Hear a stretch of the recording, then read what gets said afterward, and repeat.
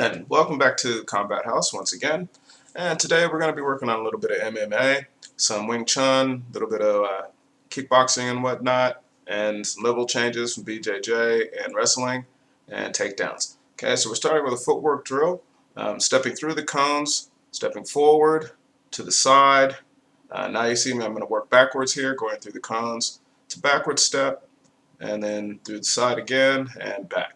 Remembering that when we step to the left foot moves first. We step to the right foot moves first. When we step forward, we push off the rear foot. And when we step back, we push off the front foot. So whichever direction you're moving in, that foot generally moves first. On another angle, you can see that the knees and the legs are never crossing. Okay, and the balance is always nice and even. The head should be level as it moves forward and back with no bounce. All right, guard stays up, and I'm just staying in one stance. You could be switching stances as you're going through the cones, but for the sake of the drill, we're just staying in the front stance. Here I got my right foot forward, and I'm just going backwards through the cones one more time.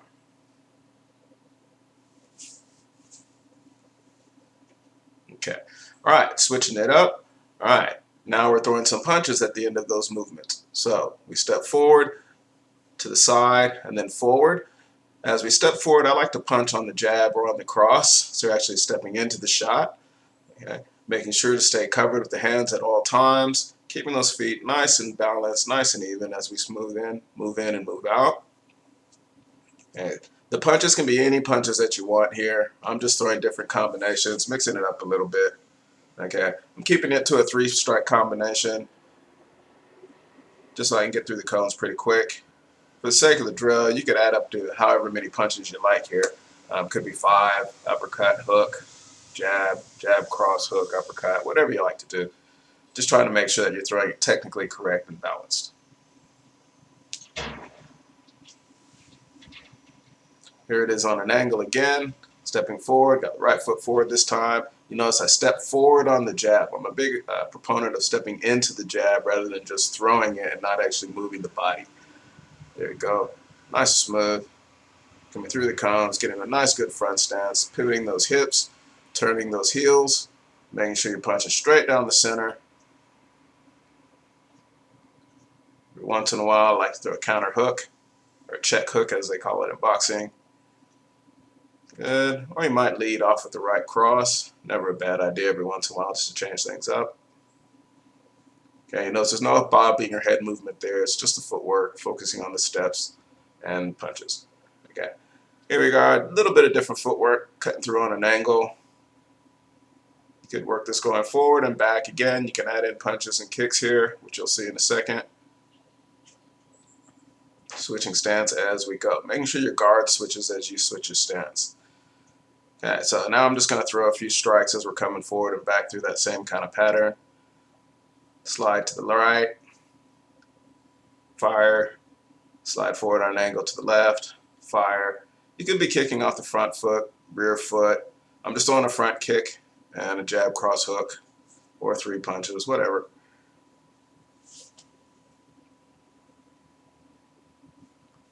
Same idea, just a few different kicks for variation. Might throw a side kick as you're coming through, or a round kick, another round kick off the rear leg. Okay, can work this going backwards as well. Again, you can kick as you step back or kick off that front foot, whichever. This could be punches before the kick, so I'm just throwing the kick first. It's purely up to what you want to work on.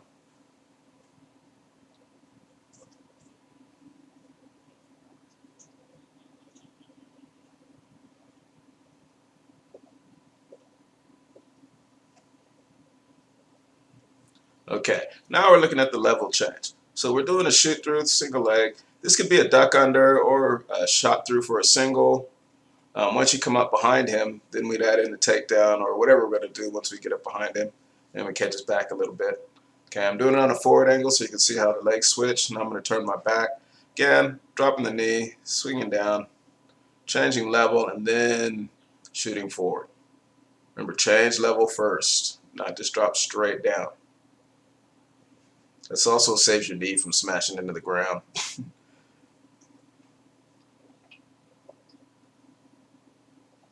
Okay, Same idea.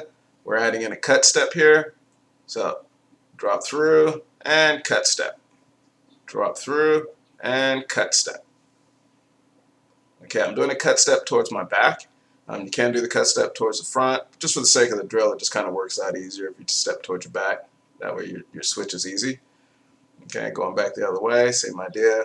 Level change, cut step, level change, shot, cut step. Okay. Not really working for speed here. I'm looking to be smooth. As we say at our school, slow is smooth, smooth is fast. Once we get it smooth, then we add in the speed. Okay, a little bit of an angle so you can see it.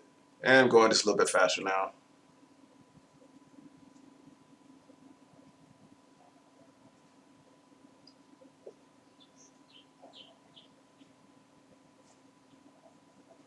That's the way. Okay. And taking it back, exactly the same. Cut step, shoot through, cut step. Now this cut step could have been out of a clinch. You might be doing a duck under to get to his back. Again, you might be shooting in for a single leg or a high crotch. Yeah, whatever you feel comfortable with applying that idea or concept. Okay, so now we're doing the shoot through, a sprawl, a sit out, and a turn. All right, again, this is just to add a little bit of variety to it, making sure we're working on defensive sprawl, sit through, and a turn of direction. Okay, you notice I do a V step to switch the feet.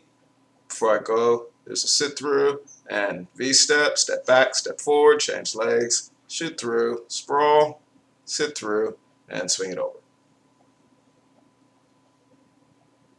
Sit, sprawl, shoot through, and cut through.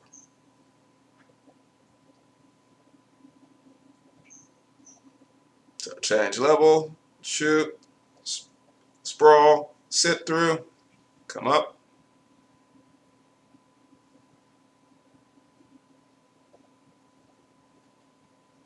I'm going to shuck back with that elbow on that sit through, very important. Pushes him off. Want to make sure he's not sticking to you, separating, getting your hips away from him, and keeping him from taking your back. Also very important is to look up, not down. You're using your head as well as your shoulder to push him off you. Yeah, that one actually gets pretty tiring when you do it. Okay, so now we're looking into dealing with the strikes. So here we've got Pak Sao, Bill Sao, Garin Sao. So Pak Sao, Bill Sao, Garin Sao. All right, we're working against the idea of him throwing a jab and a hook, and then a front kick or a straight to the body. That could be a punch or a kick. So Pak Sao, Bill Sao, Garin Sao. All right, on the dummy, just so you can see it applied on a limb. That's the idea. So Pak Sao, Bill Sao, Garin Sao with the opposite hand. Pak Sao, Bill Sao, Garin Sao with the opposite hand. Okay, changing sides. Again, just so you can see it a little bit clearer. Notice the transition step. We do not stand and shift on the heels. We actually step from side to side, making sure that the body moves offline. Here I'm going with both hands, one side, and then the other side, right away. All right, so now we're going to add that in. So we throw Pak Sao, Bill Sao, Garin Sao, triple punch, change level, shoot through. Shuffle to the side, and again, Pak Sao, Bill Sao, Garin Sao, triple punch, change level, shoot through.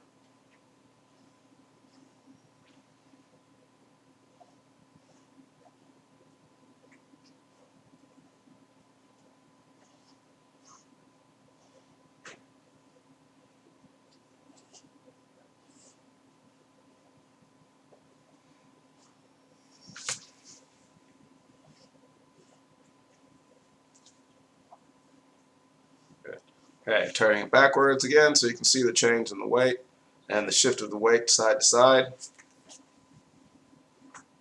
Shuffle through, Pak Sao, Bill Sao, Garin Sao, triple punch, change shape, shoot through.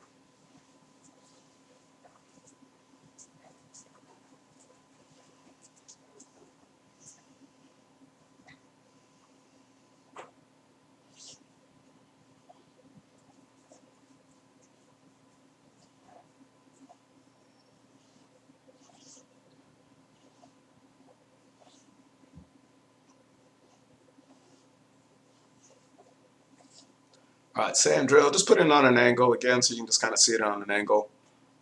Just helps clarify. And now because of the direction we're going, we add in a cut step. Okay, so pack style, build style, guard style, punch, the blitz, shoot through, and cut step.